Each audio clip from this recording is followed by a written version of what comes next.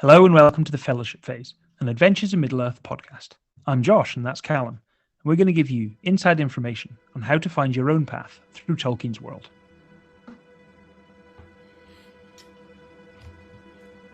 You expect of me a speech, and I, Thane of Stonyford, have only one to give. These past few years have been long, my companions. You have fought bravely alongside your friends. You have found a fellowship born only from adventure. Let this be the hour we draw swords together once more. We are all born to die. We carry that truth with us always. If your day be today, then so be it. Mine may be tomorrow, or mine today and yours tomorrow. It matters not. What matters is that you know in your hearts that you represent all that is good in this vale of Anduin. As does Stonyford, with its rushing waters, towering tree, ripe meadows, and good people. Bjornings, woodsmen, and friends from across the Wilderland. You are Stonyford, and Stonyford is you, each and every one of you. And it is the ground beneath you. Fight for that ground. Fight for Stonyford. Fight for all the Vale, and the people, and the goodness in it. Should you fall, for fall some of us may, let it be in defense of that goodness, of friendship, of merriment, of joy. And should you triumph, let it be so that you may live long, happy lives in peace. Perhaps we shall feast together once more at midsummer. But first is the time for courage. Courage for our friends. So I say, fear no darkness, but arise, men of the Vale. Hello, Callum. Hello, Josh. That was very powerful. Well read. Well written by Josh for his character Theodric for the titled episode, The Siege of Stonyford. A lot of preparation went into this episode. I know from, for us, for this episode, for the session that we played, for you as the lore master, and for us as players, a huge amount of prep went in. I had fun writing that speech, which, if anyone spends any time watching movies and television, I cobbled together out of many, many other speeches and influenced by loads of other speeches I really enjoyed. That was the way I prepared for the session that we had that day, was I watched loads of epic battle speeches because, as we talked about in the pod, Theodric is not really a fighter. He's much more of a diplomat. And I knew that going into a big battle, the most important thing I would do is give the speech at the beginning. And I thought, right, this is where I'm going to focus all my preparation. And I did. And I think it came off quite well. And hopefully it set the tone for the rest of the episode. It made the whole battle. It was felt epic. When you gave that speech in character, and then we had this huge combat, which I think lasted over 2 sessions of the game. And bearing in mind that in that time it was lockdown, we were playing for very extended periods of time. I don't know how long it was. I think it was something like 14 rounds of combat. I mean, we talked about that before. That's what I've written down on my little sheet here. Crazy combat. And it was like 14 rounds of combat with a huge number of players and a huge cast of NPCs and monsters. So this is what we're going to talk about. The Siege of Stonyford, which we've alluded to a little in previous episodes. We've talked about the village of Stonyford and where it sits in our game. We've talked about Theodric, my character, who became the Thane of Stonyford, which gives a bit of narrative drive here. And we've talked a bit about what we were doing as adventurers around this time, exploring the Gladden Fields, the danger and gathering shadow at the Dwimmerhorn, seeking allies, while also building this village of friends, which, as any good lore master, game master, dungeon master, you took full advantage of to get us very invested into a combat. So we're going to talk about probably what led up to the siege in terms of prep from your side and also narratively, and then a bit about how to run such a big combat. Yeah, so I think we've discussed what was happening. So you, in that area, you'd been sort of setting up in Stonyford, and you'd been tasked by Radagast to go into the Gladden Fields, which we've talked about, Yeah. and investigate some lights. And you'd found some evil works of the enemy, the orcs around. They were searching for something. There was lights, and you had made you made a connection that something evil was residing in the Dimmerhorn and needed to be dealt with. Mm-hmm. And so after that, you came back, and I think your plan was very sound. You sent out people to different parts of the Vale. You were asking for aid. You basically spoke to everybody, and you were very open about what you were planning to do. You were very clear, like, we're going to go to the Dimmerhorn. We're going to I think you'd heard there's some prisoners there. Yeah. And so your plan was to go in, break out the prisoners, and come back. You've done a really good job sort of setting out the environment and also the kind of priorities. So we'd spoken to Bygrol, one of the hobbits in the Gladden Fields, who talked about how some of his family were prisoners at the Dwimmerhorn. And I think he'd also revealed that he knew there were other people, not just hobbits from Gladden Field, but others from further afield were prisoners. So you just already established something mysterious is going on. There are people in imminent danger. And as a party, we had already been asked by Radagast to kind of investigate. So we were already on a bit of a collision course with whatever was happening there. And I think the fact that we knew there were prisoners there and that they were in danger, some foul work was happening, gave us as a party of, heroic Wilderland men impetus to crack on. And we maybe naively went about that in quite a public way. We were like, we'll rally the banners. We've spent a long time role-playing the politics of the area. We've made a lot of friends, some of which was pretty hard. We've won patrons from doing quests, and we thought, right, well, now's the time. Like, they're all good people. We'll call on them. This is a threat to all the people in the Vale because, Mountain Hall is nearby, so they're at threat. Stonyford is nearby. Radagast and the Woodmen are nearby. Even Bjorn's Hall and the Old Ford are not that far from here if there's a presence of orcs. So our instinct was, and I think I'll take a lot of responsibility. Theodric was, a sort of diplomat. His mission was to speak to all of those people, to warn them of the danger and get any aid or allies or advice that we could. In hindsight, I did see a flaw in the plan, but only after our village was invaded. Yeah, and I guess you didn't know, like, that maybe you can't trust everybody that was around. And I think for me, it kind of settled in a bit of a theme of this area, which is that it kind of flies under the radar in Tolkien's works, mentioned in passing. And I always was wondering when I read about this area, like, Radagast is really close to Dol Guldur, which is a stronghold of the enemy. And these people, the Bjornings and the Woodmen, they live, they don't have the walls of Minas Tirith, they don't have the protection of Erebor, they don't have strong allies on the doorstep. Maybe, the Galadrim help out a little bit, but they're slightly further south. They're not there with strength of arms. And so what is it that has led them to be able to survive in those areas? And I guess it's, they're just maybe not seen as powerful enough to, for the Witch King and whoever else is in Dol Guldur, the Necromancer, they're just not seen it worth their while, like, to wipe them off the map. They're not appearing powerful, and whether that's a deliberate design. Like, Radagast is sort of the same, isn't he? He's bumbling, he's he's interested in animals, but yet he had a really big impact in the events of Lord of the Rings. Not all of it positive, but I guess he did, in a way, lead to. He tried to do his best. That's all we can do in life. That's all we can do with the time that is given to us, Callum. Yes. So I think taking that and then switching around to be like, well, we'll gather the strength, we'll gather the legions and stuff.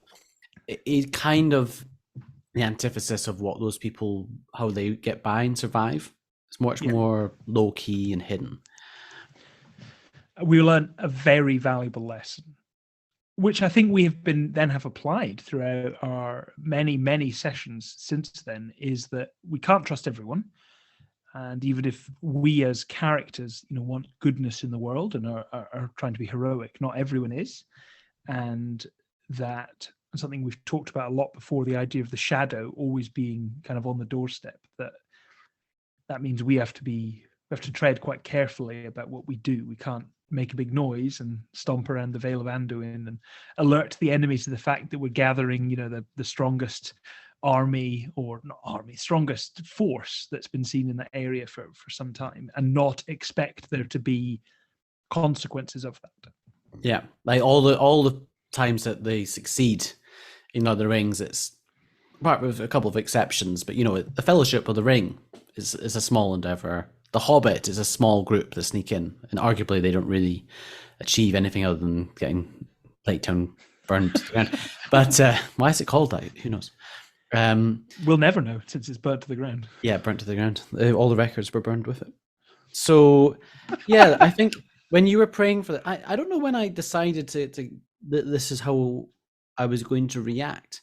I think it wasn't something that was always my intention. And this maybe comes on to our first point for discussion just in general, which is that I think to run this game, so, obviously if you're running pre-written adventures, sometimes like it's particularly the pre-written stuff for AiME, I think it's quite formal. Like this happens and that happens. It's all written out. Like you interact with the story, but it's not really player directed. Whereas I think the game that we like, and you're doing a really good job of this in Strad, even though that's a pre-written thing, is saying that the world reacts to the players. And that's what's great about an RPG over and above a video game, is that the decisions you make will have really big impacts, and it's much more free form. And so whether your players succeed or fail in some sort of endeavor or adventure, that's going to have knock-on effects. And here it's really like, oh, this new Stonyford place is sounding quite threatening. Like all these people are like gathering armies. They seem to be organizing defense. We don't want this. Let's do something about it.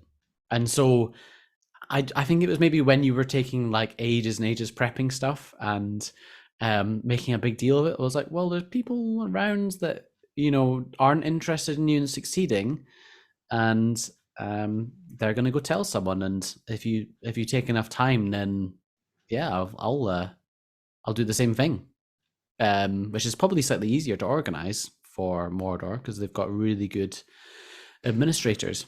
They're renowned for their taskmasters. So I think this does speak to something about the game, not just sieges and battles and everything, but all role-playing games, is that all decisions made by the players should have consequences in some form. They should all have an impact on the game in some way, and choosing to take longer to do something, in other words, choosing to prepare, should have consequences that are good and bad, because the reward is we could potentially be better placed to do something. We've maybe got new weapons or new abilities.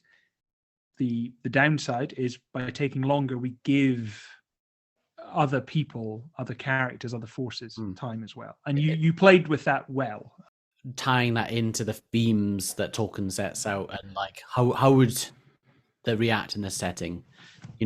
Large forces are often not, often end in defeat, essentially. Like it's called a long defeat in many ways. And I think that ties into things like resting as well. Like say you're in a dungeon and you want to take a short rest for an hour in normal D&D. It's like, I think it's a bit unrealistic to say like, well, all those goblins in that dungeon are just going to sit there and wait for you to attack. Like, no, they'll like restock all the weapons, they'll heal back up, they'll maybe set some new traps, or they'll block off a cave entrance, or they'll lay an ambush, or they're smart. The enemies know what they're doing. Monsters know what the monsters know what they're doing. Great book. Well, I think one of the best books if you're planning to DM. It's fantastic. And the blog for The Monsters Know What They're Doing is online, and I would recommend people check it out. I think the resting mechanic is a really good example, because I think, and I certainly learned this when you first are learning to play role-playing games, and I think D&D is probably the gateway that a lot of people have. You're DMing. What the rules often don't make that clear is that because it's a game that's actually about like resource management, as the lore master or the dungeon master, a big part of your job is wearing down the resources of the players, like testing their resources. And I was probably too generous with my very first party. They wanted to rest all the time. Naturally, I think it comes from a video game mindset of like, oh, I have taken some damage. Let's immediately heal all the way back up again. Like The Witcher, where you just like, I will rest for 8 hours now. Like, yeah, exactly. And there's no you just nothing happens. It's like, where the fuck have you been? What have you been doing all this time? I used to let players do this. I say used to let them. I didn't. I never responded to players doing this in any way. It was much like The Witcher, where it felt like the game was just on pause while they rested up. And I used to think, wow, they're really quite powerful. And it took a while for me to get out that video game mindset and think, no, if they rest, great. They've made a good decision. The world continues while they are resting. And I think what happened with us at Stonyford was basically that on a huge scale. Okay, the party are going to rest and regroup. The world is going to continue. Forces are going to, muster and are going to attack Stonyford. I think what happened next, probably what you did next, probably made the difference between one of the best sessions I've ever played in, which is what it was, or us being absolutely infuriated by what happened. Yeah. And that was that you used a way of telling us that this was going to happen. So it wasn't a completely out of the blue, overwhelming battle, which I think would potentially have been a bit annoying. Instead, you used, and if I recall properly, I think it was one of the eagles came to visit Karhu. You had an interaction with an eagle, I think, named Meneldor, which is in one of the books.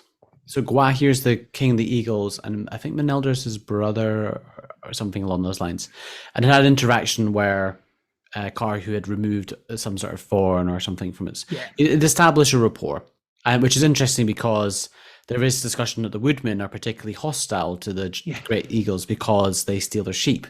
And there's some ongoing politicking that Torvald, one of the characters, is trying to do to resolve that, which I think he rolled an actual 20 for in some sort of audience check out. There's some sort of silliness about that. And he had been tasked by Gwahir to keep watch on this area and had been in communication with Radagast. And that had all been previously established. Yep. And then he came to you and said, I don't remember exactly what he said, but along the lines of, there's movement in the Gladden Fields, they're mobilizing, they seem to be coming in this direction, you've got this much time. And it was actually, I was quite clear with what you had. Which is great. I think it's a great tip for any lore master, game master in any role-playing game. Introducing a time limit of some kind, and it can be very short. It can be something that's going to happen in a minute. It can be something is going to happen in a month. But introducing a time limit, a time pressure, gets the players excited about whatever's going on. I can't remember exactly what the time was, but we were in the field south of Stonyford. We knew there would be some time. I think it was maybe 2 days that the force would be upon us. Yeah, it wasn't a huge amount of time. It was enough time that it was pressurized that you couldn't just gather all of the forces around you. It was a couple of days, and like the journey rules, you were like, oh, do we have enough time? And it led to some really interesting debates about how you would use that time. Yeah, and it wasn't.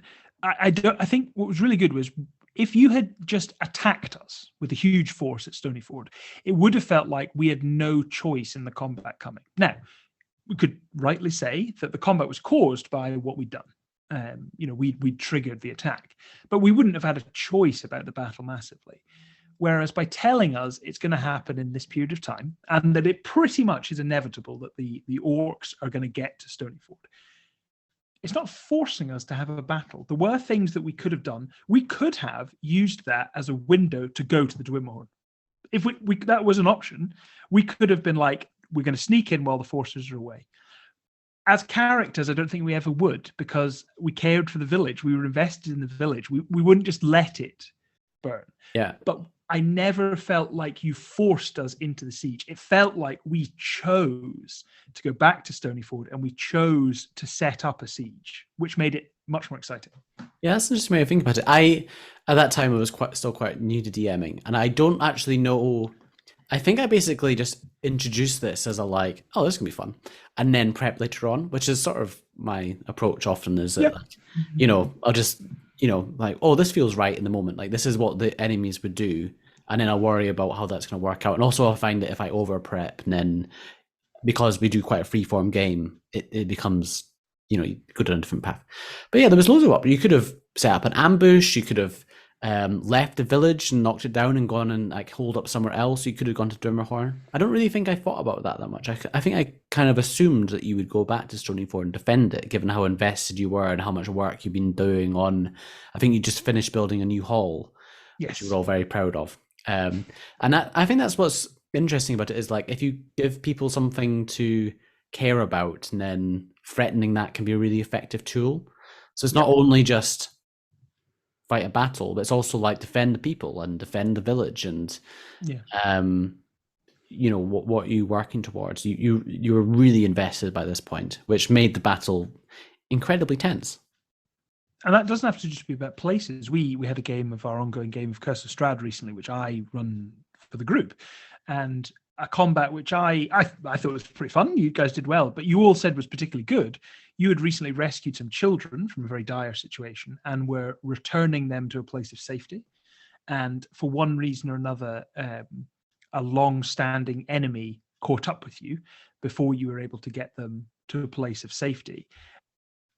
The battle itself wasn't that complicated. I think there were a few more of you than there were of the enemies. But the fact that you had the children with you completely changed the context of the battle. And it, rather than it seeming that you were, heroic and you could just slaughter the werewolves and, storm ahead. Werewolves aren't that frightening. I'm going to keep saying this. The first time you fought the werewolves and you got the drop on them, you absolutely demolished them. I feel it's completely changed the party's view of how powerful they are. But anyway, I think much like with Stonyford, having in the battle something you care about beyond just winning makes it so much more exciting. Yes. You're so much more invested, and it helps the role play. Something this has just reminded me of, there's a thing in like creative writing, so prose or screenwriting, which is good for writer's block, which is something I know a lot about, which is if you're ever stuck with how to push a story forward, and this is true in any format, often what you should do is what would be the worst thing that could happen at this point in the story? And if you're stuck, just do it. What would be the worst thing for the heroes? So audiences hate coincidences that are good for characters. They hate that. It feels cheap. If we've just found the ring here on the ground. You'd be like, this is utterly ridiculous.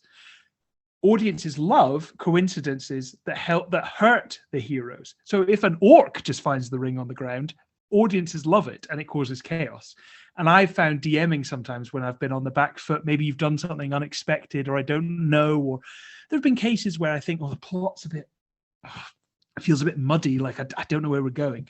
Just have something terrible happen and it completely energizes everything.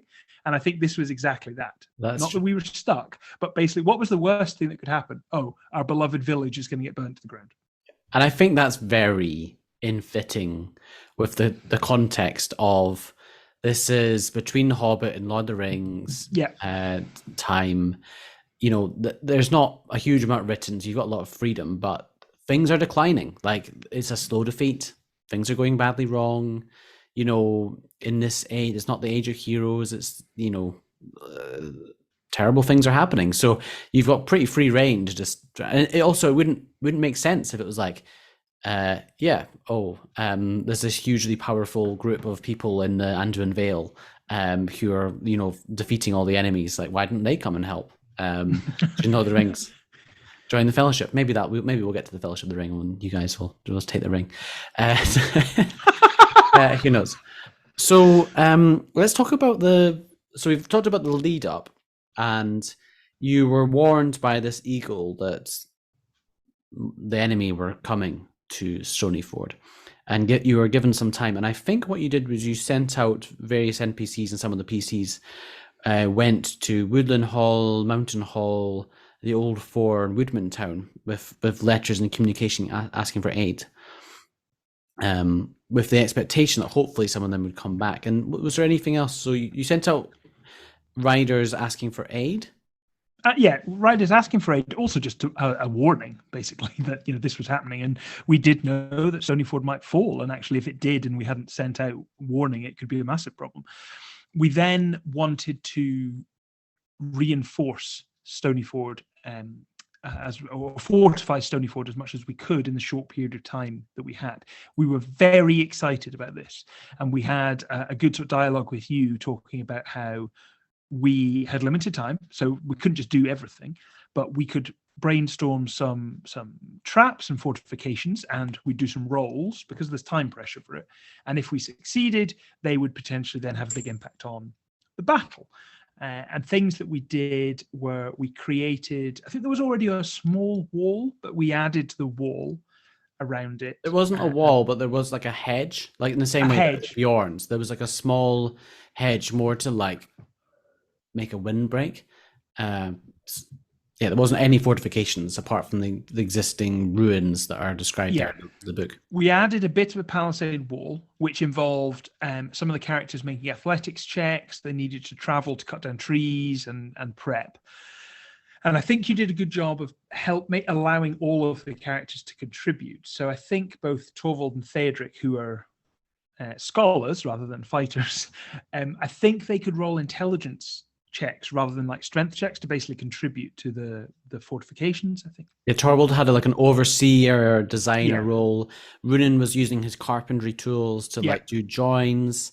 It was actually like a really fun session. I remember it quite dearly in terms of you're being very creative, you're coming up with ideas, and because I was using this map making thing called Incarnate at that time, I could just edit the battle map.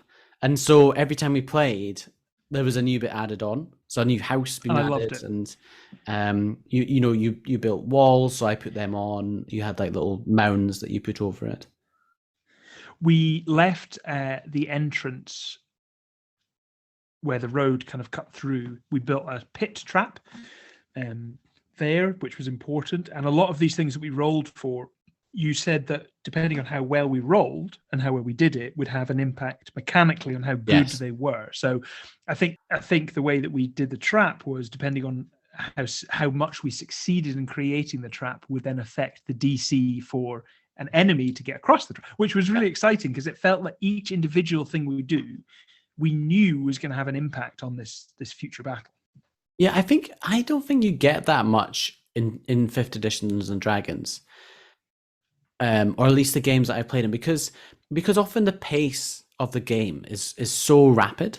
Like you're in a situation, you're doing this, doing that, doing this. There's not much downtime, so you have all these, like we were talking about this earlier on before we were recording, about tool proficiencies.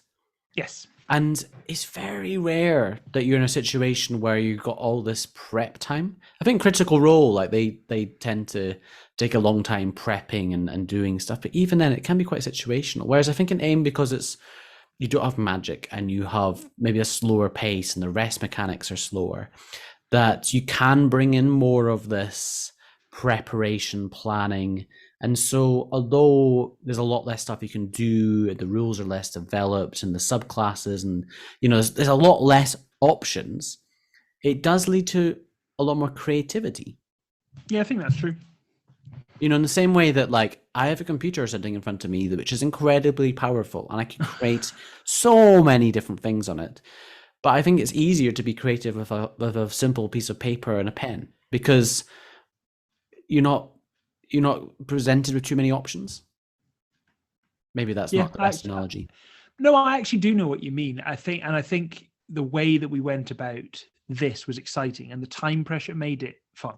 Because if we'd had infinite time to make Stonyford fortified, we would have done loads of different things, and we'd have ended up probably like some outrageous marble keep or something. But no, it was like, actually, we have a hedge. If you just grind long enough on this mini game, we're just going to Minecraft this. We're right to the very end. Keep come from? We couldn't put a wall I don't think the wall even went all the way around. We had to choose. We were like, the enemies are coming from the south. We're going to build part of a palisade wall, which we knew meant it didn't stop the enemies getting in. It just affected how long it would take to get in and where their point of attack would be. It felt that we had decisions to make, and all of them had consequences. Yeah, you had a certain amount of time, and you discussed, like, what do you do? So you barricaded up the old hall was one thing you did. You closed up one of the back doors, so there's a little fence there. You shifted some rocks in the ford to make it more difficult for people to cross. and Yes. I think someone was going to scout on the west coast because you weren't sure exactly where they were coming from. Was the other thing? Yeah. You didn't know like which route they would come. You had the palisade wall. You put pit traps, and just a slight sidebar there. There, I was just reminding myself of what I did. There are rules in the Dungeon Master's Guide for Fifth Yeah. Edition, which covers traps. It's pretty good. Like, there's a lot of stuff about like what the DC can be, different types of pit traps, different types of mechanical traps, and gives you a rough. It doesn't say like this is the exact rules. It just says this is a range. And so I took that, and then your checks that you rolled to produce them set where on that range the damage and the DC would be, which worked really well. The traps I think you rolled pretty high on because you put a lot of resources into making them good, and you also did you do anything else? I think you just sort of stockpiled arrows you set up holes on top of the towers. So because you were very conscious that there were some more vulnerable members of the village that probably weren't combatants, and you set them up with like bows and arrows. So there wasn't even like it wasn't just building the place. It was like all the people there. I think there was even a discussion about like saying to people, we can set you to safety, and everybody in the village was like, no, I want to contribute this to my home. I will fight for it. Even bringing in that character of the people there. There was a big decision about what we would do with people, and also, again, with it being a role-playing game and not just some simulation computer game, if we wanted some of them to leave, because we were worried about them, we had to persuade them to leave. And for most of them, it was their home, and they were willing to stay and to fight, or at the very least, they would stay inside and they would provide some kind of support, whether it was with healing or helping us restock or activating traps. So there's a lot of prep. It was, I think, what movies and TV shows do very well. It was like a preparation montage, which people love before a big battle. Yeah. We got little snapshots of different people doing different things. Carr, who was moving the boulders in the river, and he was going to be stationed there to basically hold the ford on his own. Runin was prepping where he was going to fire his arrows. The ranges. How close did we have to wait for the orcs to arrive? Before all this stuff. How many volleys will we get? There was a lot of prep, and I think everyone really enjoyed it. I certainly enjoyed listening to it, and I think I was adjusting the map live as you were doing it, so it was really helpful for me.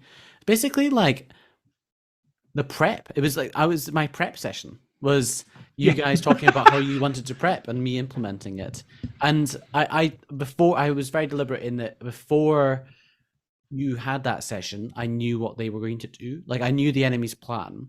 Because sometimes I feel it's quite hard to, it's not us versus DM sort of thing. But when you are prepping something, it's hard to remove what do I know because I'm DMing and I listen to the players. Yeah. What would the enemies know? That's quite tricky. So I think I'd written down the rounds of combat, when different people would arrive, how many of each type of enemy there would be.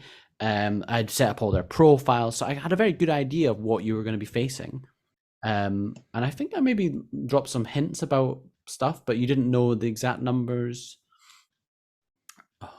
So that's a preparation. What about the battle itself? What do you remember feeling? I think in my head I was going for a sort of Helm's Deep vibe. Yes. It was raining, it was dark. That was the vibe I was going for. It had that, and I think the reason that battles like that are so meaningful in literature on screen, and why this worked, is because the battle, there was an inevitability. The characters knew the battle was coming. They weren't just ambushed, which gives a very different. Ambushes are great. Give a very different flavor, though. You don't have any time to think. You're just straight into the thick of it, which is fun. There's something ominous about knowing that the battle is coming and that waiting, and the fact that Theodric prepared the speech, which did have mechanical effects, because the horn that he used is actually an item which gave a buff if he succeeded on a charisma check. So I gave the speech and then rolled a charisma check, and if I succeeded, I actually cannot remember exactly what the mechanics were. I I think it maybe gave everyone advantage on their first attack or something like that. I can look it up. I've got Theodric's. Oh no, Theodric's character sheet's not on Roll20 because you were using paper. No, because it was pen There and was paper that whole time that you were in Lewis or something, and you couldn't. Yeah, when I was away and play, I couldn't you had to keep your character. Yeah. But that was his kind of role. That was him getting to use his charisma and intelligence. And I remember the way the information kind of dripped out. Our scouts had spotted them. Some of them were across the river, and so would be attacking through the water. And that's where Karhu was stationed with Theodric. So Karhu basically on his own was going to try and hold the fort, and Theodric, a healer, was going to back him up and kind of heal him. And we'd kind of paired off in the group, so that we knew that we didn't want anyone to be completely on their own, because that, you know, the action economy, once you go down, it can be really difficult to save someone. So I think we all basically buddied up, and we had a good mix of kind of martial and ranged combat. And at the time we had Isambard, who is Bert's hobbit character, who's a rogue, terrifying. Basically was sort of flying solo throughout Stonyford. He was a fullback. He was anybody that was got through you could take down. And I think that our basic strategy was we knew that they were going to be able to get in. We needed to thin their numbers as much as possible using volleys of arrows. Karhu needed to hold them off on the river as long as possible. And then our plan was to fall back into the Great Hall, which we would barricade, and it would basically be like a siege almost in two stages, which we thought would be quite cinematic, much like in Helm's Deep, actually, when they fall back to the keep. And that's kind of how it panned out. What was exciting was that NPCs that we'd sent for, named NPCs we knew, actually did arrive like just in time for the battle. Yeah. And so we had these kind of allies, and you'd done a good job, and I have a lot of questions for you on this, of kind of how do you prepare for a large pitched battle when actually the rules for combat are kind of designed for small skirmishes. Like really they're designed for 5 or 6 characters versus some monsters, not a whole village versus a whole army. So what prep did you do there? Yeah, I think there's a lot here about cognitive load theory, which is, I won't go into the details of, but I learned a lot about for work, and about like you essentially have a set amount of mental capacity, and you can fill that up with things that are important. So like intrinsic load, I think it's called, or germane load is. It doesn't really apply, but there's basically other things which are called extraneous load, and that's things that are complex that don't add anything to the experience when you're doing it. Right, yeah. And in this context, that is things like the admin, the initiative order, rolling dice. So what I would say is, if you're doing a large combat and you've got lots of people, get rid of that. Or if you're using Roll20, so if you're playing in person, right, then just have a set damage. Like, it's not quite as fun, but if you just say, like, if a goblin hits, it'll do 5 damage. Done. Right? That takes out some. Basically, everything I was doing at this point, because I've run quite a few combats, and I was like, I want this to be as quick as possible. I want the NPCs and the enemies goes to take no time. So all the time we're playing, because it's already with like 6 players, there's quite a lot of time between your goes. Like, I think you're all really interested in what the people are doing, but you know, you can drag a little bit if people are taking too long. So simplifying everything down, I think, is one important thing to say. You know, all these enemies will go in the same initiative order. I'll set it up so it's really easy to roll the dice. Mm-hmm. I'll simplify the profiles potentially. So if there's things that are like a bit of a pain to run, like if so and so, and then get an additional damage dice, I'm like, does that add anything to the experience? Not really. Like if I'm going to put time and effort into running an NPC or an enemy, does it have any meaningful impact? Or if it's just like a bit of extra damage, that's getting just rolled into the profile, the set number. So that was one thing. And then the other thing was I had established the characters that were there, and before the battle I said, how do you want to run this? And basically gave control of sectors or like groups of people to each person. So Karhu was holding the ford, and he also had control of a couple of people around that area. I think Theodric was holding the back and had control of, so everybody had a section of the battlefield, that they had their character and then they had like a couple of NPCs. Yeah. Which meant that you had a bit more to think about. So it maybe slowed it down. But at that point, like I had so much to think about in terms of like I knew the turns of order, I had a plan for what the enemies were doing, and I wanted it to feel like they had a plan. Yeah. And running all them and keeping track of all the character sheets was already way too much. So if I could delegate as much as possible, that helped.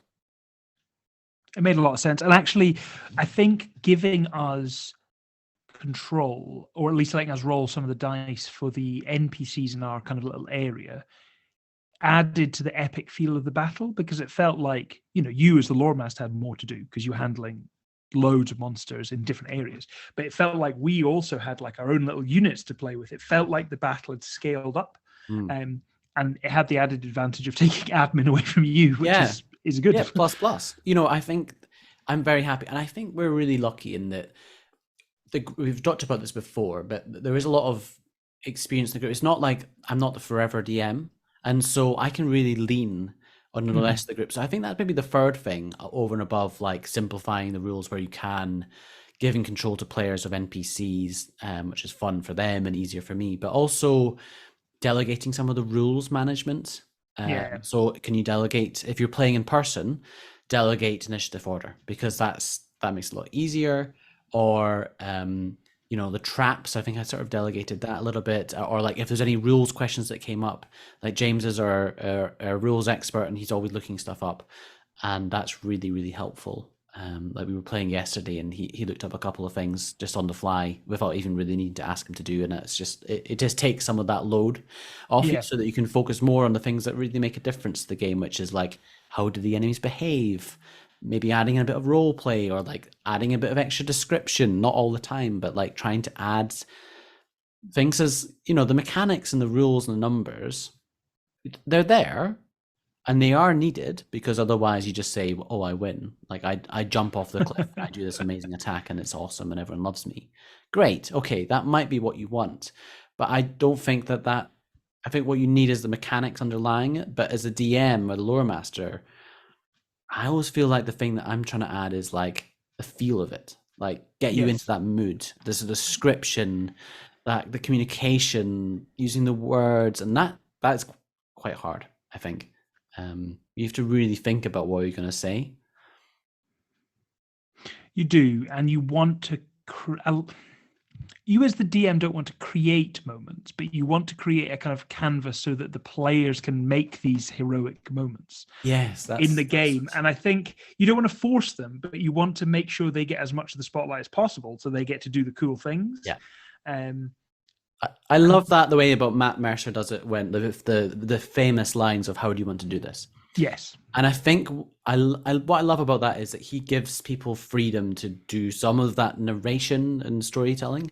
And I think that was another thing that we did in the Siege of Stonyford, by giving you control of other characters. Because if it was just like me saying like, and Anzovald does this, and then this character does that, you're like, oh God, this is just like, it feels a bit like you're listening to the commentary of a football match rather than actually participating in a game. Yeah, but then you've got your NPCs backing you up, and you maybe like do this awesome, and then you do all those turns together, and then I get to narrate at the end like, okay, so we've been over the ford and we see the car who's fighting off the orcs, and there's arrows flying overhead from that, like giving a little summary of what's happened in that section of the battle, and then move it to the next one, and then so we were sort of like building up this, like a film, that if there's some sort of action and there's multiple participants in that, you're jumping between them, like in all the Marvel films, they're quite good at doing that, to make the action interesting, rather than just being like hit or miss, damage, no damage, mechanical effects.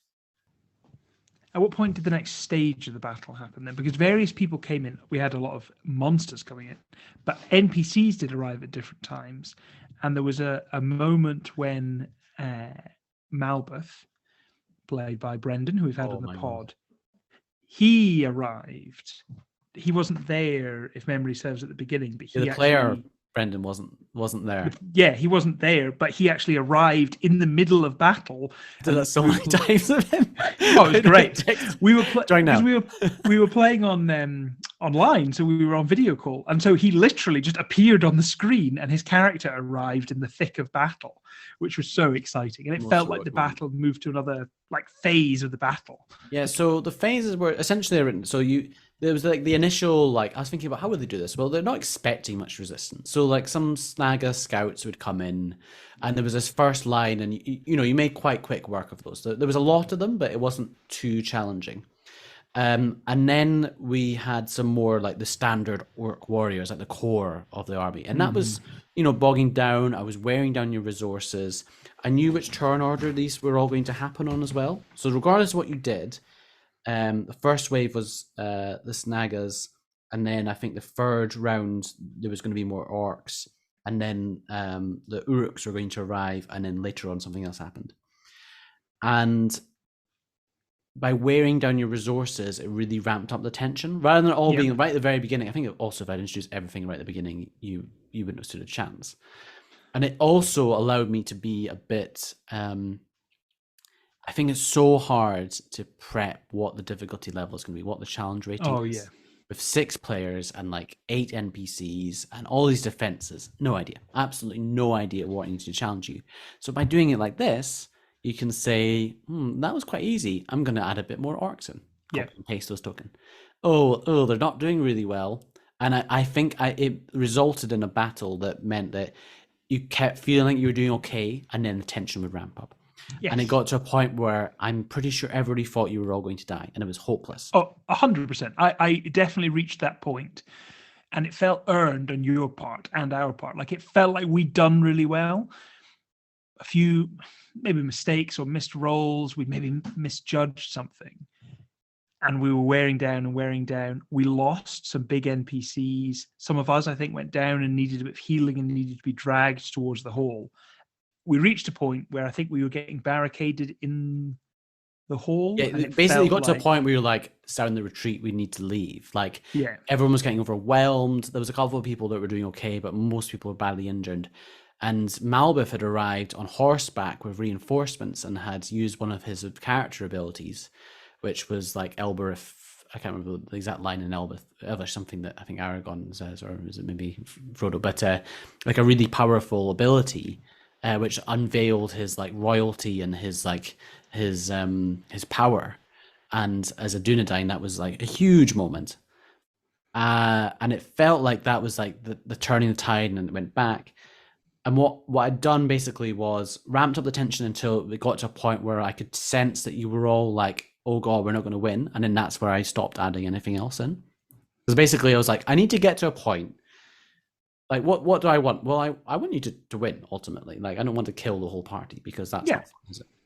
But I want it to feel really, really hard and earned. And I want there to be a chance that you all die, because otherwise... And so ramping up to that point then forced you to enact your backup plan of retreat. And that, I think, worked quite well. Not everybody likes being challenged that much, but I think you have to play to the whole party, don't you? I absolutely loved it. And actually, just while we're on this, before we zoom into the Great Hall, I was watching some of Matt Colville's old videos, who I know I speak about a lot, and he inspired me a huge amount in terms of how to DM. He talks about this a lot, about how you judge the difficulty rating of the challenge rating of an encounter. And about that difficulty of like, if you amend the encounter on the fly, like you change the number of enemies or you change their hit points or whatever, does that spoil it for the players? Because it no longer is real. It's this fluid thing that you're just adjusting to match them. And I was like, that's a really difficult question. And he said the way he always framed it, and I've always thought this was helpful, is players should suffer from their own mistakes, not from the mistakes of the dungeon master or the lore master. So if I'm running a game and I misjudge how powerful, a monster is, and I put in, the players shouldn't suffer because I've made a mistake. Yes. If they make a bad decision, that's on them, and they might lose their character, but they shouldn't lose their character because, actually, I thought they could face 100 orcs, and they definitely can't. Well, you did do that later on in the campaign. Ran away. Yeah, we did actually. But doing it in waves is a good way of doing that, because you can keep the balance, and it doesn't feel cheated in any way. I have absolutely no problem with balancing like that, and to be honest, that's how I always prep encounters like that is I essentially have like some get out of jail card if I've badly misjudged it. And there's been a couple of fights. There was one later on where it was like a crossroads, and I was like, I've really underestimated how difficult these enemies are. Oh god. But it was too late. Like everyone was on the battlefield. I couldn't just delete a character. I couldn't just be like, oh, that person trips over and dies. You know, like so I was like panicking slightly there. But I usually have like in this one, I knew that if it went terribly wrong and I was about to wipe you, I knew that I had the eagle up my sleeve. I was like, there's an eagle around, might come and help. It didn't in the end. Good. But I thought about that, and I think I came up with some reason later on about why they weren't there. And the other thing I had was the very sort of last thing that was added was there was a rider in black arrived, and this was sort of the foil to Malbeth's royalty unveiled. You know, he goes by this fake name, and it was sort of it was there with a purpose. You know, which I think makes sense that there would be a black rider at the Dwemer Horn. You know, they're looking for the One Ring. It's pretty important to Sauron. You know, who's going to be there? And they put the black breath on Malbeth, causing him to go unconscious, and just left with him, which was a real hard moment. Actually, I was really unsure about what to do, but I was like, well, this is what they would do. So I absolutely loved it because it really shook us, I think, because the battle swung to and fro. At times we felt we were winning, at times we felt we were losing. It was really inspirational when Malbeth arrived, and then seeing a monster, a Black Rider Ringwraith, so much more powerful than the party, just demonstrate that power so easily, but without spoiling the game by effectively just taking one character out and then leaving. And that's what was really daunting. Yeah. They weren't there, or rather, they maybe thought that you were. Like, they're not going to charge into combat and like strike people down left, right, and center. That's not what they're there for. They're mysterious. They're shadows. They're not fully revealed. They're not their full power because Sauron's not declared himself. So, you know, it's more of a shade. It's a threat. So that was quite exciting to get to use that. Yeah, and I think, you know, you were basically barricaded in the hall, and it was very much like Helm's Deep. They're barricaded up inside the Hornburg. It was that very much like hopelessness, I think, was the feeling at that point. And again, I think there was a session break. So you came back, you'd planned about like how you're going to barricade the door, you know, what you're going to do when they break in, because it was inevitable that the orcs would break in eventually. There was still quite a few of them left. They were heavily armored. So you had a lot of discussion about like, how are you going to do this? I think one of the a major NPC died as well. Yep. And I think it was perhaps I can't speak for you. Maybe I should just ask. Was it a surprise to you? It felt like not. It felt planned. Like it kind of came out of the blue. No, like slightly, wow, slightly disrupted some plans. It was Ingmar, who's one of the important characters in the Woodman. I won't say more than that, but he's got a role, and there's lots of bits in the world that tie into him as a character, and he was a real ally and was stronger than you guys. I think he was a pretty strong NPC. And I think I rolled some natural 20s. You know, I just rolled really well for the enemies. And I was like, oh, I guess he died. Like, oh no. I would say narratively it was incredibly satisfying. I think if we'd had a battle on that scale and there hadn't been casualties meaningfully, not like, you know, generic NPCs without a name, but there hadn't been either a party member. Oh, someone actually, Man of Woodacell did die. Yes, Man. I forgot. I'd prepped so many people, and then there was this person who were like, who's that? And I was like, Man? I just had not prepped that bit. Too much to do. And it became a bit of a running joke. So, but it was good, I think, that Ingmar died, because it felt like, wow, like this battle's had like really quite a serious consequence on the world, like beyond just our party. Like this has affected the fabric of the communities around here because of us. Like there are going to be consequences in a good and bad way because one of their most senior people is dead. Going into the hall was good because it went from this huge battlefield, like the battle map that you created in Incarnate, with there must have been dozens of monsters, 6 or 7 PCs, a dozen NPCs. There were multiple builds. It was huge. And we went from that. I'm looking at it right now because I've still got it set up on Roll20. Because I tend to just leave pages, and there was this like huge holding area at the bottom where I had all the tokens, and at that point I was still using the like top down, like Yeah. almost realistic looking tokens rather than just like the standard Picture like tokens, circles yeah. that use a picture inside it, which are much easier to use, it turns out. Yes, strong recommend. But I liked that we then zoomed into the hall because it was actually quite a claustrophobic map in the hall. Once we put all the characters in, there wasn't that much space. And we suddenly were in a difficulty of like, well, who's in the front line? Because the people who are not in the front line are really going to struggle to actually get involved in Everybody this was battle. injured. Your resources were almost completely out. You'd use your healing.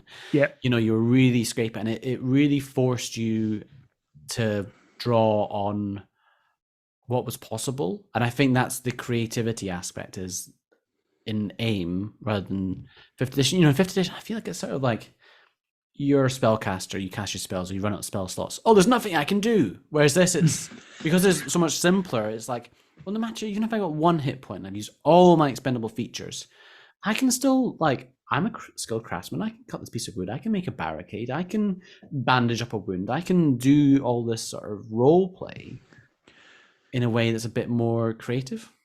Something I actually remember doing vividly was Theodric was, he was a healer, he was a leader, he had a big impact at the beginning, making the speech, which had a mechanical benefit, and he did deploy healing, I think particularly with Karhu at the ford, because basically Karhu being a slayer, Karhu just absolutely held he kept the ford, and as long as he could keep his hit points up, so Theodric was basically there just to support him.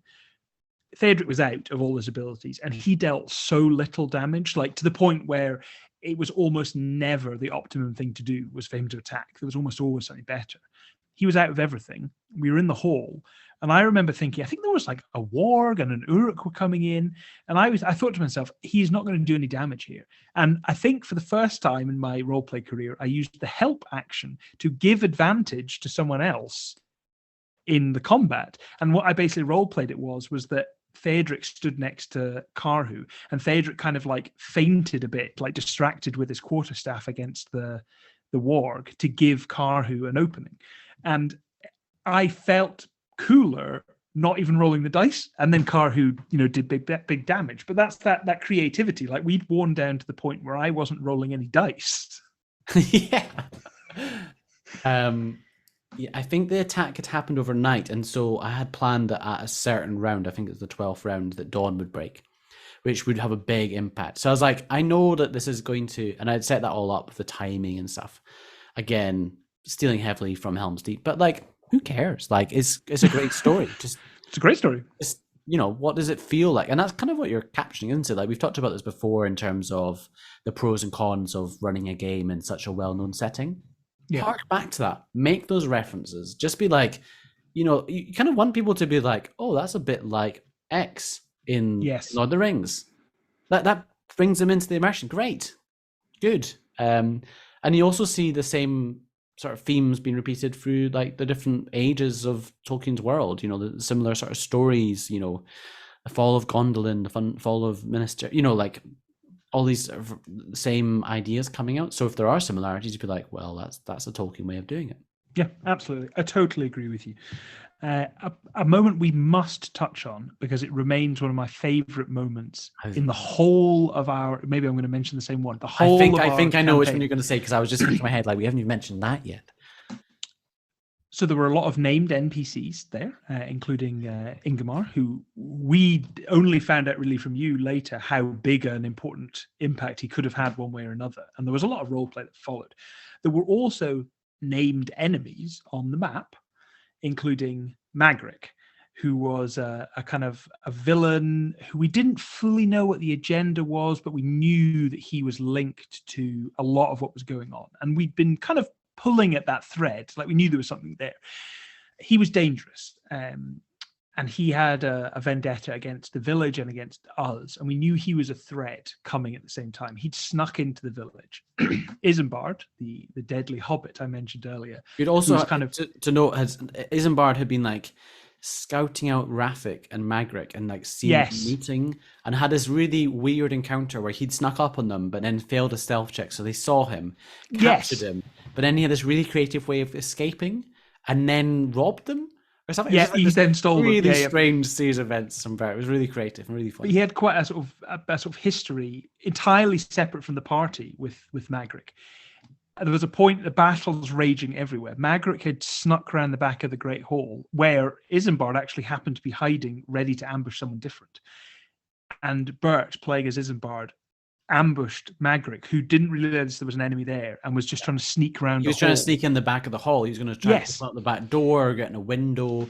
You know, that's the sort of stuff. He was kind of roguish. He might have tried to set fire to the hall. You know, I was like, oh, this is what he would do. He's not going to get in the thick of action. He's going to do something really nasty. And I actually, I'm trying to think, did I know that? There was something about like he was planning to do that, and then Isambard did his thing. So I wasn't really expecting that to happen. Basically, Isambard got the jump on him, and I think got a crit and just killed him, like in like one go. He did something, an insane amount of damage, like almost like max damage on a critical hit. On a sneak attack, because he was planned for the NPC to die. I was like, well, he'll run away, he'll escape, he'll be a sort of recurring villain. You know, I had this plan for him as well, and I was like, oh, he's died.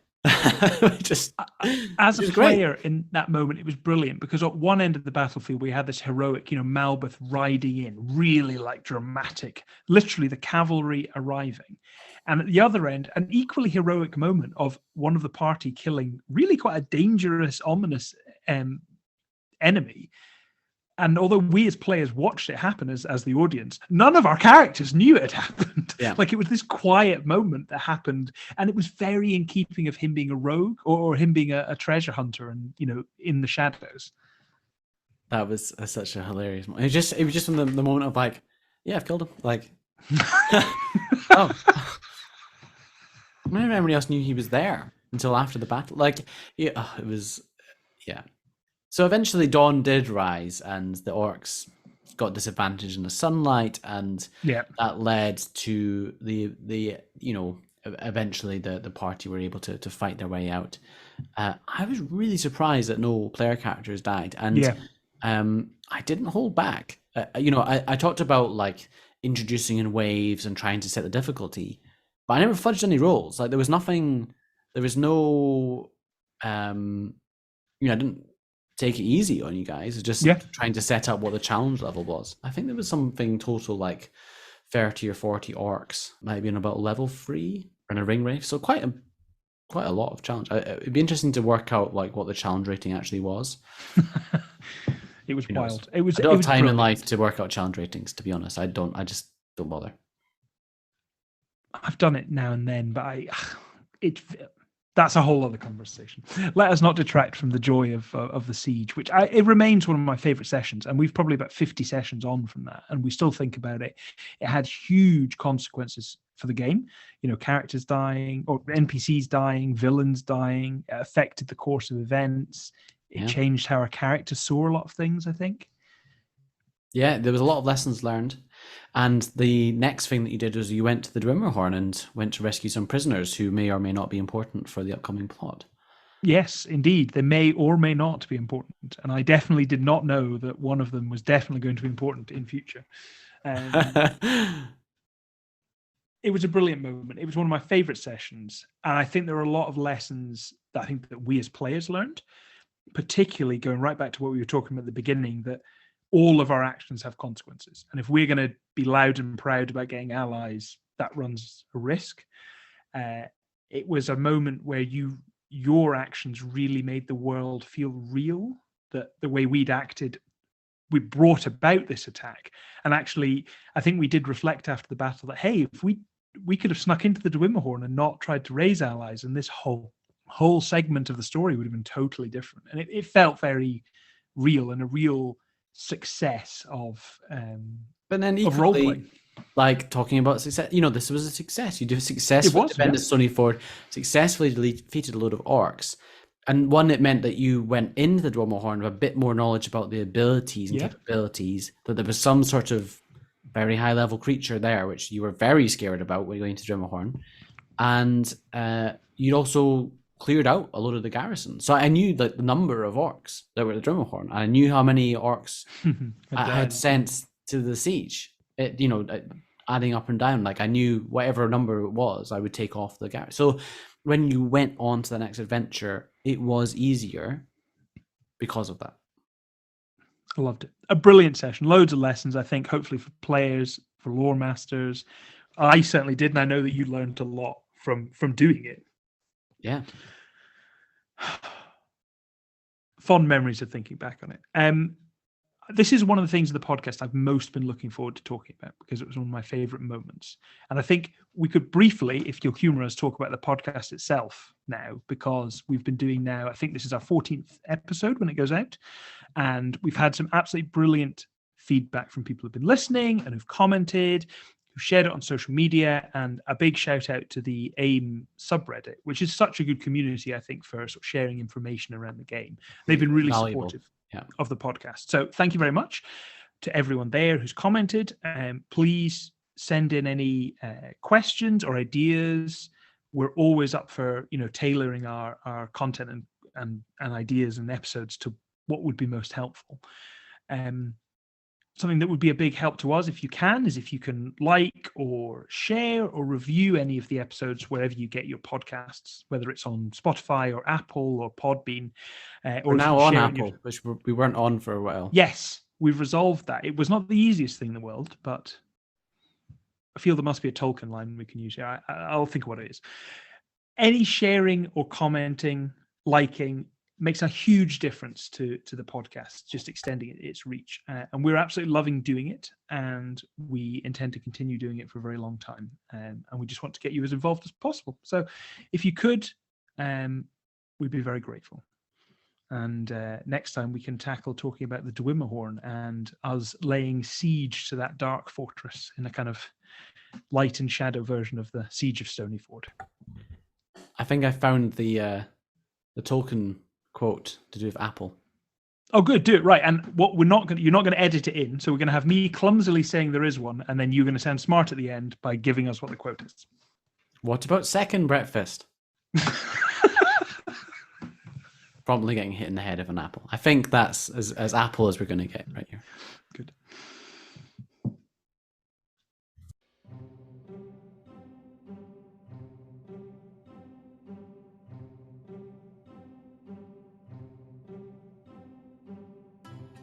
No emails except on party business.